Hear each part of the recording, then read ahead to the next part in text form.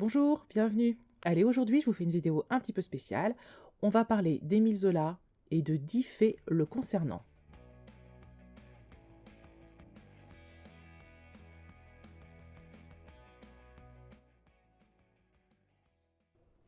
Bien qu'Émile Zola soit aujourd'hui l'un des écrivains français les plus reconnus, il partait assez mal dans les études. Il a échoué au baccalauréat en 1859 et l'année suivante, il a échoué encore.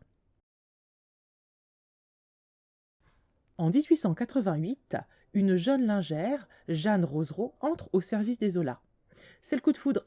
Elle lui donne 2 enfants qu'il n'avait jamais pu avoir avec sa femme, Alexandrine. Pour autant, celui-ci n'abandonne pas sa compagne de jeunesse et cette double vie le désespère. J'avais fait le rêve de rendre tout le monde heureux autour de moi, mais je vois bien que cela est impossible. Cette histoire est racontée dans une BD. Zola est le principal représentant du naturalisme en France. Le mouvement s'étend ensuite dans toute l'Europe et jusqu'en Amérique. C'est l'un des romanciers français les plus populaires, les plus étudiés, traduits et commentés dans le monde entier. Ses romans ont connu de très nombreuses adaptations au cinéma et à la télévision. Sa vie et son œuvre ont fait l'objet de nombreuses études historiques. Sur le plan littéraire, il est principalement connu pour les Rougon-Macquart, fresque romanesque en 20 volumes qui dépeint la société française sous le Second Empire et qui met en scène la trajectoire d'une famille, les fameux Rougon-Macquart. S'il a choisi l'univers des mineurs pour situer son décor, ce n'est pas par hasard. Les accidents y sont fréquents et l'agitation sociale aussi. Toujours animé du désir de voir de ses propres yeux le spectacle qu'il décrit, il décide d'aller visiter les courants du Nord. Il obtient l'autorisation de descendre dans un puits. Malgré son embonpoint, malgré le froid qui règne à une certaine profondeur, courbé en deux, haletant à bout de force, Zola va jusqu'au bout de son exploration. Elle lui inspire un tableau d'un réalisme saisissant. Dans le contexte de misogynie hautement patriarcale du XIXe siècle, où le féminin était affublé de toutes les tares, avec un statut d'incapacité juridique de mineur à vie sous contrôle du mari selon le code civil napoléonien, merci, Émile Zola a consacré d'importantes pages à la femme, à sa condition, à sa prise d'autonomie, bon, modérée, la prise d'autonomie. Les rôles qu'il attribue à la femme restent traditionnels et oscillent entre épouse idéale, sœur, amante et source de vie. Dans Germinal, Zola nous parle de la résignation passive des filles qui subissent le mal de bonheur. Réflexe de bourgeois qu'il est, Zola désapprouve le désordre et les excès que la commune entraîne.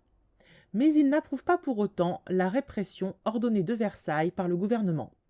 La vue des fédérés prisonniers lui arrache des paroles de pitié et il verse des larmes quand il entend les coups de feu des pelotons d'exécution. Il en arpente les rues et rend compte de ce qu'il voit en témoin sensible de la détresse du petit peuple. Ce petit peuple, avec les années, va influencer de plus en plus son œuvre.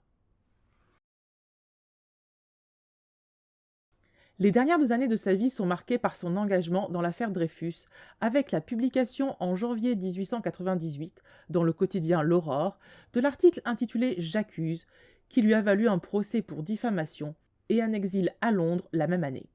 Le fameux titre J'accuse, concernant la dite affaire, n'a pas été écrit par Émile Zola, comme on le dit souvent, mais par Georges Clemenceau, alors éditorialiste au journal.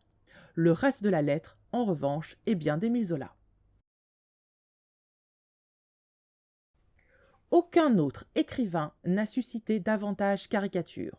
C'est la rançon de son succès, de ses interventions vigoureuses dans la vie publique, de sa notoriété. Zola comme ceci, Zola comme cela, le florilège est inépuisable et répétitif. Au moment de l'affaire Dreyfus, il tourne à la haine et à l'appel au meurtre. Avec les Rougon-Macquart, qui ne sont pas sans rappeler le fameux modèle de la comédie humaine de Balzac, les caricaturistes y trouvent matière à raillerie et le dessinateur Gilles montre Zola au garde-à-vous devant un Balzac statufié dans sa gloire. Zola est un anxieux, un obsessionnel et un compulsif. Il ne peut supporter la foule et les cauchemars de claustration lui sont familiers. Chaque objet a sa place autour de lui, et il compte les becs de gaz, les numéros de porte. Il est pétri de superstitions. Il lui faut franchir un obstacle du pied droit, mais sortir de chez lui du pied gauche. Les multiples de 7 le rassurent, mais le chiffre 17 lui est funeste. La nuit, il lui arrive de rouvrir les yeux 7 fois de suite pour se prouver qu'il ne va pas mourir. Et pourtant, une de ces nuits lui sera fatale. Voilà, j'espère que cette courte vidéo vous aura plu. C'est un nouveau modèle que je teste, dites-moi. En attendant, n'hésitez pas à liker, à partager. Et je vous dis à la semaine prochaine.